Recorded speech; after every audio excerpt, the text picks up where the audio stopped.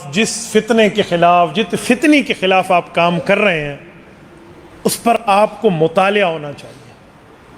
ہمارے علماء دیوبند میں موجودہ دور میں قدیم دور کی بات نہیں کرتا، 2 4 5 علماء کے نام میں بتا دیتا ہوں، ان کی کتابیں آپ پڑھیں نہیں، گھول کے پی لیں، پڑھیں نہیں گھول کے پی لیں۔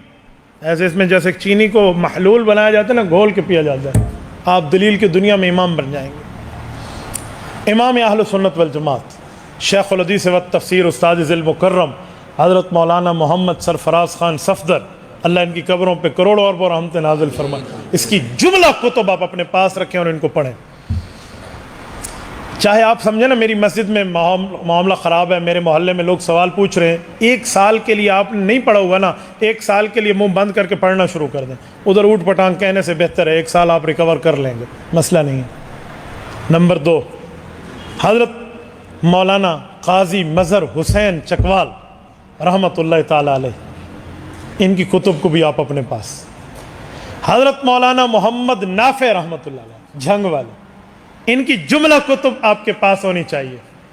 حضرت مولانا علامہ خالد محمود PhD لندن رحمۃ اللہ تعالی علیہ کی جملہ کتب پر آپ کو عبور ہونا چاہیے، یہ آپ کے پاس ہونی چاہیے۔ اور حضرت مولانا حجت اللہ فی الارض رئیس المناظرین مولانا محمد امین صفدر اکاڑوی رحمۃ اللہ تعالی علیہ کی تجلیات وغیرہ، یہ ساری چیزیں آپ کے پاس ہونا چاہیے۔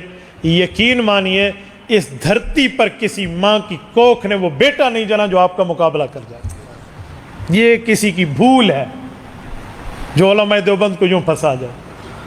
اور اس کے ساتھ ایک چیز میرے مجھ سے رہ گئی، حضرت مولانا محمد نور محمد توسوی رحمۃ اللہ علیہ کی کتب، یہ بھی آپ کے پاس ہونی چاہیے۔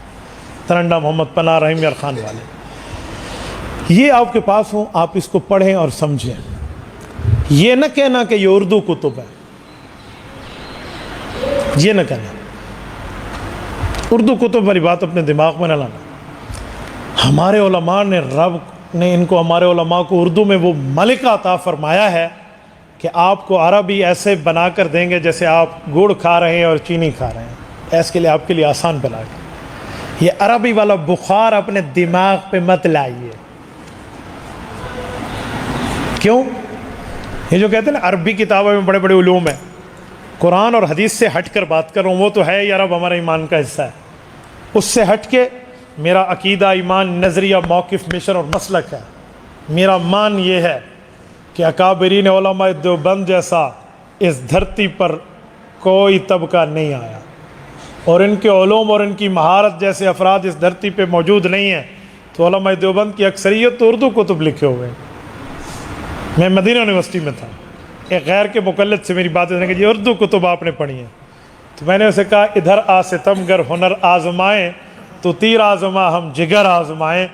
اس نے نانوتوی کے علوم پڑھے ہیں، گنگوہی کی تصنیفات پڑھی ہیں، حضرت تھانوی کی باتوں کو پڑھا ہے، حضرت مدنی کی باتوں کو پڑھا ہے، تو بسم اللہ الرحمن الرحیم کر، دنیا کے کسی عنوان پر تو دلیل دے، اور اگر فقیر نے قرآن اور حدیث کے علوم میں تجھے جواب نہ دیا، مجھے دیوبند کی نسل نہ کہنا، کرو بات۔ میں نے کہا میں تمہاری عربی کی ناز دیکھتا ہوں، بسم اللہ، آپ سوال کریں، حنفیت میں، شافعیت میں، مالکیت پہ، حنبلیت پہ، کسی پر بات کریں، میں آپ کے ساتھ بات کرنے پہ تیار ہوں۔ میں نے کہا میں نے اردو پڑھی اور مجھے فخر ہے اپنے اردو علماء کے علوم پڑھنے پر، میں نے عربی پڑھی ہے، میرے پاس ہے، میں بول سکتا ہوں، لیکن میں تمہارا دماغ سیٹ کرنا چاہتا ہوں کہ علماء دیوبند کو رب نے علوم سے نہیں نوازا۔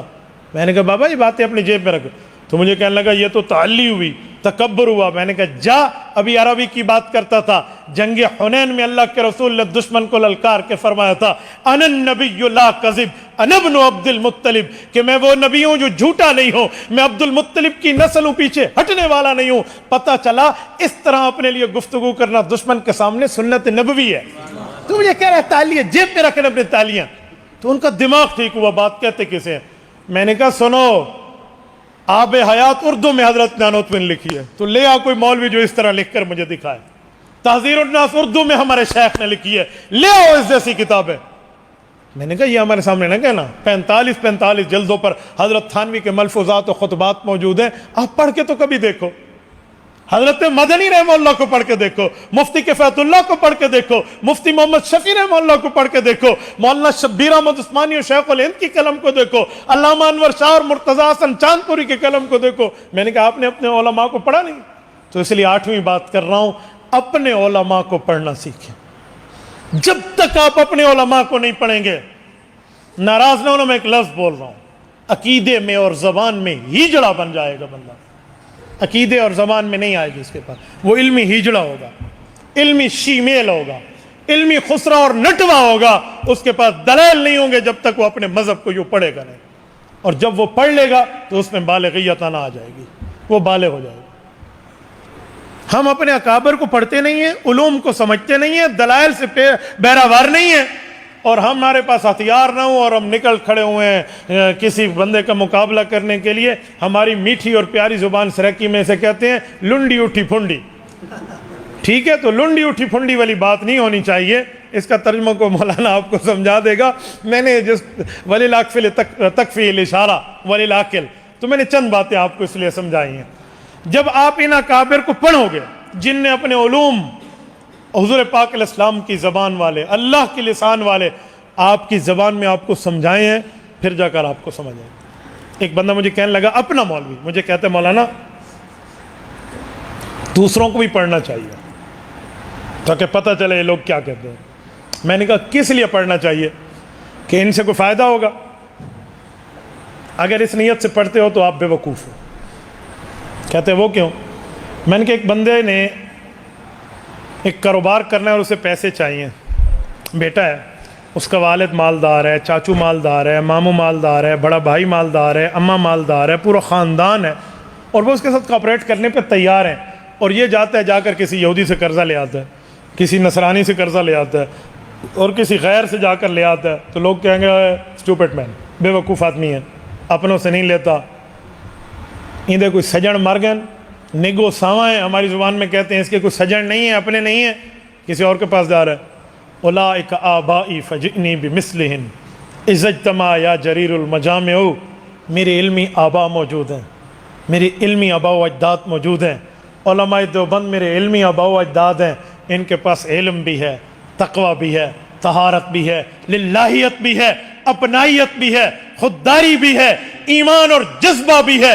میں جو پڑھوں گا وہ ان سے پڑھوں گا، مجھے دوسروں کے سامنے ہاتھ پھیلانے کی ضرورت نہیں ہے، میں نے ان سے لینا۔ جاؤ، ہاں دوسرے کو پڑھوں گا تب پڑھوں گا جس ٹائم میں نے اس کا مقابلہ کرنا ہے، اس کے جھوٹ پکڑ کے اس کو بتانے ہیں۔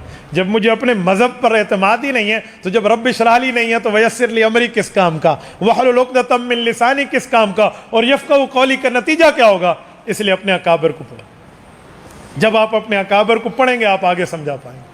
آج مولانا نے بہت اچھا کام کیا، حضرت مولانا محمد امین صفدر اکاڑوی رحمۃ اللہ علیہ نے جو 400 سوالات کیے ہیں نا منکرین تقلید سے، وہ انہوں نے بنا لیے ہیں۔ یہ آپ جتنے علماء ہیں نا، یہ آپ جاتے ہوئے یہاں سے فوٹو اسٹیٹ لیتے جائیے، یہ 400 یہ سوالات آپ اپنے پاس رکھیے۔